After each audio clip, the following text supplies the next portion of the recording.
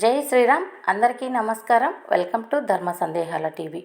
ఇంటి దక్షిణ దిక్కులో ఈ 5 వస్తువులు ఉంచండి. లక్ష్మీదేవి సంతోషిస్తుంది, సంపదనిస్తుంది, అదృష్టం మీ సొంతమవుతుంది. మీరు వద్దన్న డబ్బు మీ ఇంటికి వస్తుంది. వాస్తుశాస్త్ర ప్రకారం ఇంట్లో ఆశీర్వాదం, సంపదను తీసుకురావడానికి కృషి చేయడమే కాదు, ఇంట్లో వస్తువులు సరైన స్థలంలో ఉంచడం కూడా అవసరం.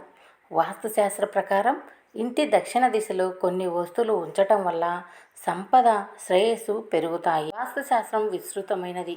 అందులో అంశాలు చాలా లోతుగా ఉంటాయి.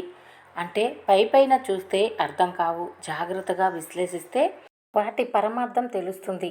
ఇంట్లో దక్షిణ దిక్కులో ఏ వస్తువులు ఉంచాలి అనేది కూడా వాస్తుశాస్త్రంలో కీలకమైన అంశంగా చూస్తుంది. సంపద, శ్రేయస్సు పెరిగేందుకు దక్షిణ దిక్కున ఏం చేయాలో తెలుసుకుందాం. ప్రధానంగా 5 వస్తువులను దక్షిణ దిక్కులో ఉంచితే మీరు అనేక ప్రయోజనాలు పొందగలరు అని పండితులు వివరించారు. అవేంటో తెలుసుకుందాం. ఇంటికి దక్షిణ లేదా పడమర దిశలో చీపురు ఉంచటాన్ని చాలా శుభప్రదంగా పరిగణిస్తారు. ఎందుకంటే ఇది పరిశుభ్రత, మురికిని తొలగించే దిశ కాబట్టి ఈ దిశలో చీపురు పెట్టుకోవడం శ్రేయస్కరం. దీంతో లక్ష్మీదేవి సంతోషిస్తుంది, మీ ఇంట్లోకి లక్ష్మీదేవి ప్రవేశిస్తుంది. బంగారం, వెండి, డబ్బు వంటి వస్తువులను ఇంటి దక్షిణ దిక్కులో పడమర దిశలో ఉంచటం మంచిది. ఎందుకంటే దీనిని స్పేస్ సేవింగ్ అంటారు.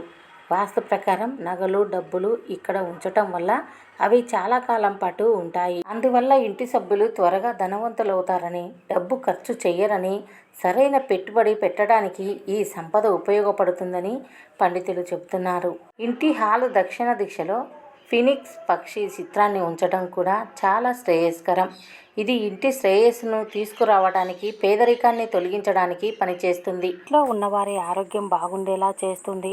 పురాణాల్లో ఈ పక్షికి ప్రత్యేక గుర్తింపు ఉంది.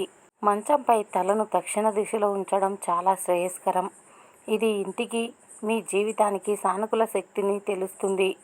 జీవితంలో సమస్యలు కూడా సులభంగా పరిష్కారం అవుతాయి. ఇంట్లో శాంతి, సంతోషాలు వెల్లువిరుస్తాయి. ఇంటి దక్షిణ దిశలో పూర్వీకుల ఫోటోలను ఉంచడం కూడా చాలా శ్రేయస్కరం.